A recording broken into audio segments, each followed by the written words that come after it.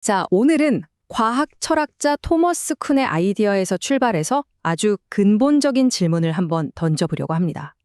우리가 철석같이 믿는 과학, 과연 종교와는 얼마나 또 어떻게 다른 걸까요? 바로 본론으로 들어가 보죠. 보통 우리 과학하면 딱 떠오르는 게 이성, 객관성 이런 거잖아요.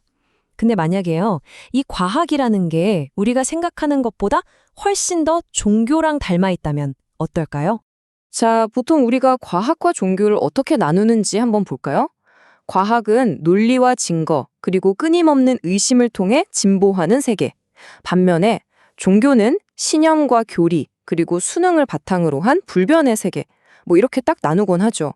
아주 명확해 보이잖아요? 근데 과연 이 구분이 그렇게 칼로 무자르듯 딱 떨어지는 걸까요? 오늘 바로 그 얘기를 해보려는 겁니다. 우선 과학자와 종교인이 어떻게 만들어지는지 그 훈련 방식부터 한번 들여다보죠. 여기서 정말 재미있는 차이점이 드러나는데요. 과학 교육을 한번 보세요. 학생들은 이미 검증된 현재의 정설만을 담은 최신 교과서로 훈련을 받습니다. 정해진 답을 향해 예제를 푸는 연습을 하죠. 반면에 인문학 교육은 어떻습니까? 플라톤이나 칸트 같은 고대의 원전을 직접 읽으면서 이게 과연 맞을까? 하고 비판하고 의심하도록 배우죠. 그러니까 한쪽은 일단 받아들이는 것부터, 다른 한쪽은 의심하는 것부터 시작하는 거예요. 정말 다르죠? 그래서 이런 과학의 훈련 방식을 두고 어떤 사람들은 이렇게까지 말합니다. 이건 마치 신도들이 경전을 외우듯이 학생들에게 특정 세계관을 주입하는 과정이나 다름없다고요. 일종의 맹목적 수용을 강요한다는 거죠.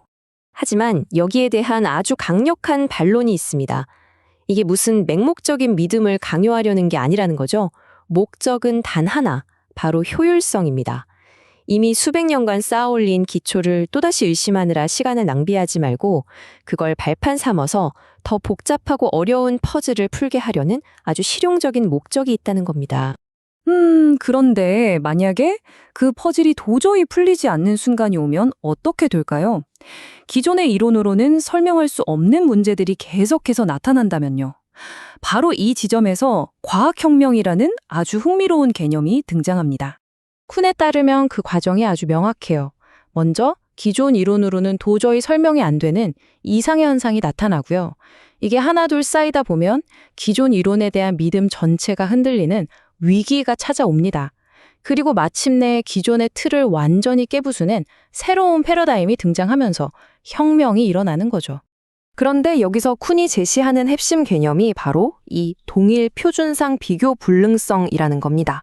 말이 좀 어렵죠? 쉽게 말해서 옛날 패러다임이랑 새로운 패러다임은요, 서로 쓰는 말이나 규칙이 너무 달라서 같은 저울에 놓고 뭐가 더 낫다고 완벽하게 비교할 수가 없다는 뜻이에요. 이게 무슨 말이냐면요, 비유를 들어보면 확 와닿을 거예요. 마치 한 사람은 인치로, 다른 사람은 미터로 길이를 재면서 서로 자기 말이 맞다고 우기는 거나 마찬가지인 거죠. 아예 기륜이 다르잖아요.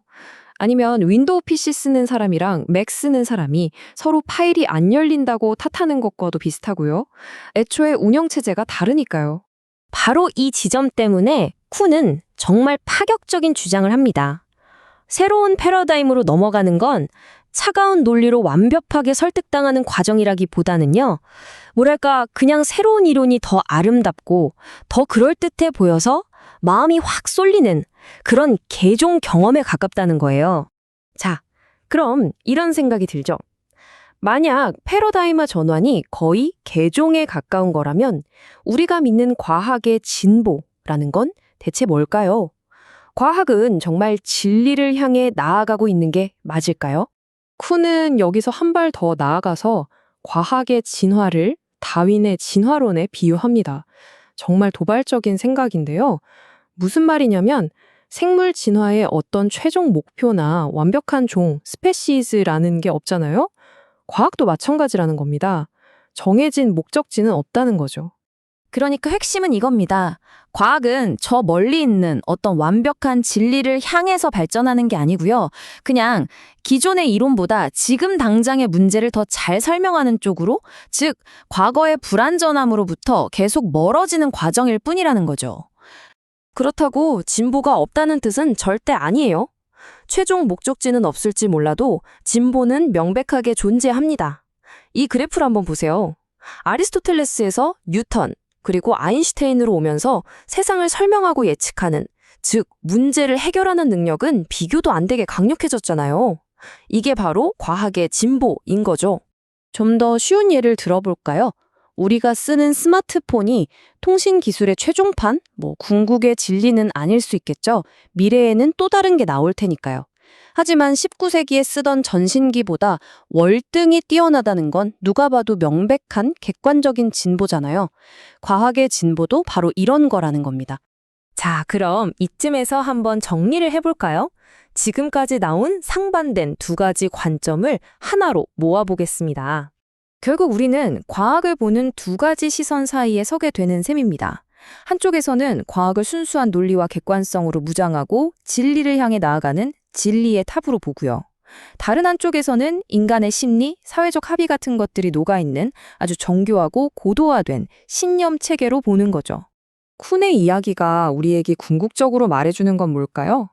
과학의 진짜 힘은 어떤 초월적인 객관성에서 나오는 게 아니라는 겁니다. 오히려 그 반대죠. 한편으로는 퍼즐 풀이의 효율을 극대화하기 위해 거의 교조적으로 훈련시키면서도 다른 한편으로는 이게 실제로 문제를 더 잘 푸는가라는 아주 냉혹하고 실용적인 잣대로 끊임없이 스스로를 검증하는 바로 이 독특한 사회 구조에서 나온다는 겁니다. 자, 그럼 마지막으로 이 질문을 던져보고 싶습니다. 과학이 이토록 인간적인, 어쩌면 너무나 인간적인 활동이라는 걸 알게 된 지금, 여러분의 생각은 어떠신가요? 과학에 대한 우리의 믿음이 오히려 흔들릴까요? 아니면 그 복잡하고 인간적인 면모까지 끌어안음으로써 과학이라는 위대한 활동에 대한 우리의 이해가 한층 더 깊어지는 걸까요?